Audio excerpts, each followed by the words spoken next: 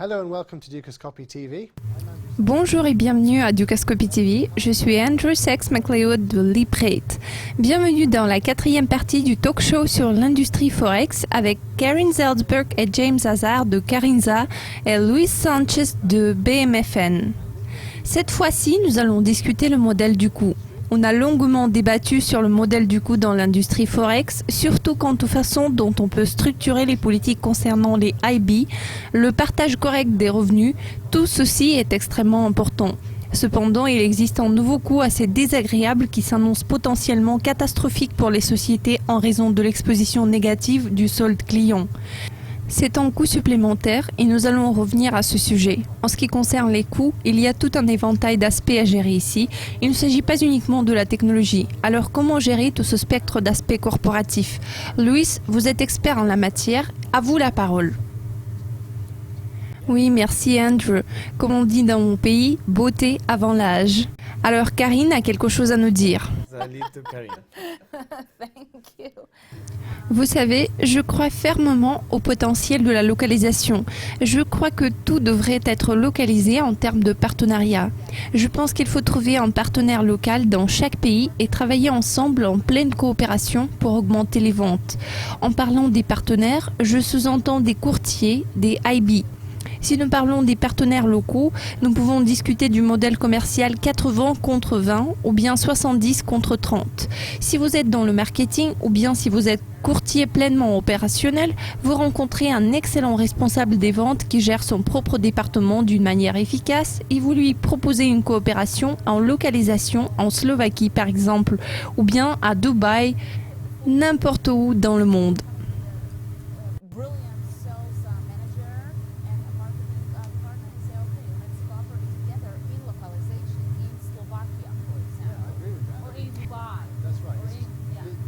Oui, absolument, ça marche très bien entre les départements opérationnels, vous avez absolument raison.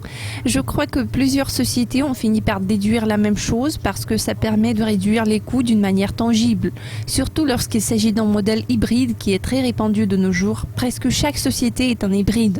L'essentiel, c'est que ces sociétés n'ont pas de problème à avouer qu'elles sont hybrides. Il est très important que les courtiers comprennent qu'il faut mettre de l'argent de côté pour le cas où. Imaginons que je suis une société de courtage de détail. J'ai ma propre solution technologique, j'envoie des commandes à un fournisseur de liquidité et puis quelque chose arrive, comme ce qui s'est produit le 15 janvier. Et vous voyez cette chemise blanche qui a été non seulement repassée mais aussi lavée. What if? Et puis après, le fournisseur de liquidité se rend dans mon bureau et me dit « Maintenant, tu me donnes ta chemise ». Et vous savez, c'est arrivé à plusieurs sociétés. Nous avons vu 5 ou 6 sociétés perdre leur chemise au sens métaphorique. Alors la question est de savoir s'il existe un lien entre la réduction des coûts opérationnels, et nous parlons d'une réduction très efficace, comme dans le cas de la société Plus 500, qui a une stratégie marketing très puissante. Nous en avons parlé plus tôt. Ah oui, c'est une société technologique avec un marketing numérique brillant et un département des ventes hyper efficace et performant. Oui, elle coûte 1 milliard de livres sterling. Tout à fait, 1 milliard de livres sterling. Elle est cotée à la bourse britannique. Elle coûte 1 milliard de livres sterling, tout en étant une petite société tranquille. On peut dire qu'ils n'ont pas de problème. Ils font plusieurs choses à travers le monde. Ils ne gèrent pas leurs coûts parce que maintenant tout le monde veut avoir des spreads étroits. Mais comment peut-on y arriver? Comment peuvent-ils y faire face en gardant leur équipe des ventes sans que cette dernière ne soit exposée à ce genre de risque? Qu'est-ce que vous en pensez? Vous savez, j'ai une réponse. Si vous embauchez une unité opérationnelle locale, tout dépend du marketing ou plutôt de la façon dont vous voulez promouvoir votre plateforme. Si vous voulez le faire via le téléphone, si vous voulez avoir un seul centre d'appel basé en Europe de l'Est ou bien au Canada ou quelque part en Europe occidentale ou en Asie, vous pouvez ouvrir un centre d'appel avec des départements multilangues, par exemple un département arabe, français, italien, roumain, etc. Et ce service peut aborder le marché correspondant via le téléphone ou via le chat. Ou bien, quelqu'un peut dire non, je ne vais pas le faire, je ne vais pas embaucher tous ces gens, mais je vais trouver des partenaires dans ce pays, je vais travailler en localisation, je vais trouver des gens convenables en Chine ou au Japon, etc.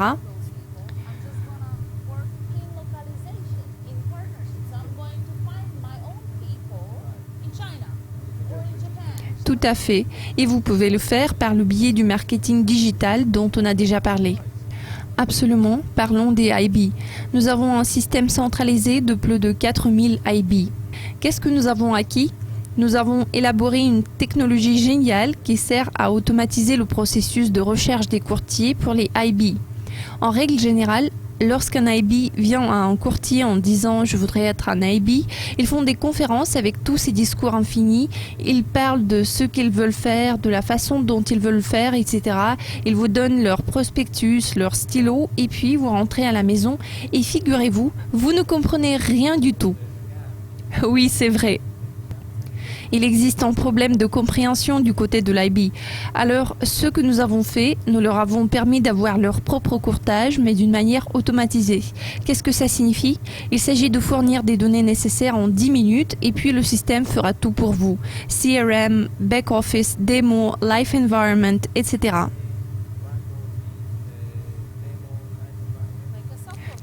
Comme un fournisseur de logiciels. Une technologie toute faite, une solution complète. Oui, ça nous permet de faire des économies substantielles. Cet IB va m'appeler à peine 1 ou 2 fois parce qu'il sera capable de gérer tout le processus lui-même. Nous avons investi une seule fois dans la technologie, ce qui n'était pas bon marché, mais maintenant, ça travaille pour nous. Je crois que le problème général des courtiers qui travaillent avec les IB, c'est qu'ils regardent les IB de la perspective commerciale. Ils les regardent comme entrepreneurs. En fait, si vous adoptez une attitude commerciale, vous allez réussir dans ce partenariat avec vos IB. Si vous les considérez comme étant des agents de vente externalisés, vous pourrez les perdre au bout de quelques mois. Ils vont chercher ailleurs et vous ne réussirez pas dans votre business.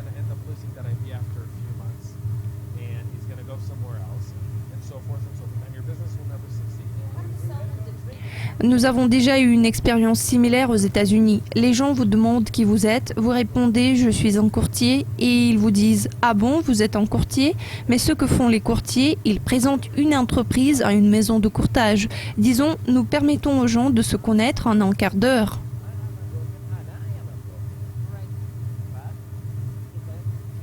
En plus, vous avez encore un atout important, j'ai vu ça plusieurs fois. S'il y a quelqu'un qui veut démarrer son entreprise très rapidement, il a 5 000 $ à payer pour la plateforme MetaTrader. Maintenant, ça fait même plus que ça. Il faut acheter la licence de votre plateforme qui est très chère. Et puis, il y a à peu près 13 000 $ à payer pour l'intégration, le site et tous les machins. Puis, vous avez votre back-office, la mise en conformité et plusieurs autres choses. Et vous savez, en sachant tout ça, ils vont préférer laisser tomber et choisir un autre plan d'affaires. En continuant sur les IB, vous pouvez suivre toute cette procédure, mais il existe aussi d'autres variantes. Vous pouvez démarrer avec un tout petit capital et progresser graduellement. Vous avez besoin d'une solution universelle qui puisse vous fournir tous les outils qu'il vous faut. Ainsi, vous pouvez démarrer dès maintenant, aujourd'hui. Voilà pourquoi nous avons plus de 4500 IB. Et c'est très important d'ailleurs, surtout pour ceux qui cherchent à optimiser des coûts. Vous, en tant que courtier, voudriez réduire vos dépenses. C'est ce que veulent les IB. Si vous donnez des prix bas aux IB, ça va être mutuellement bénéfique. Oui, vous avez raison, c'est très intelligent. Ainsi, ils sont concentrés sur la recherche des clients au lieu de toutes ces démarches administratives. Et c'est un vrai défi dans le modèle du coût actuel. Comme vous avez dit, il existe beaucoup de démarches à accomplir qui vous empêchent d'avancer. Et je ne dis pas que ça ne mène nulle part. Il y a beaucoup de sociétés qui ont réussi, qui ont réalisé de bons profits en suivant ce modèle. Et pourtant, après le 15 janvier, tous ceux dont on a parlé aujourd'hui, que ce soit le marketing numérique ou bien l'interaction avec des clients, et il faut se rendre à l'évidence, il existe énormément de moyens de trouver des clients qui ne dépassent pas les mêmes 10 ou 15 sites web, qui ciblent les mêmes 100 000 clients. Et ces mêmes 100 000 clients peuvent bien recevoir des appels de la part de 15 différents courtiers.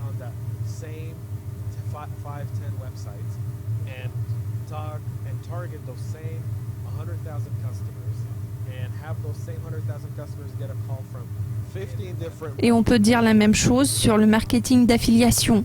Les canaux du marketing d'affiliation sont devenus centralisés. Les mêmes sociétés se trouvent sur la même plateforme médiatique et ont un contenu similaire. Il est difficile de faire une distinction quelconque. Si vous avez un système conçu de cette manière, il vise un client final et une société concrète. D'ailleurs, le schéma graphique est très clair et c'est une façon très intéressante de le faire. Nous allons aborder ce sujet dans le prochain épisode de notre émission.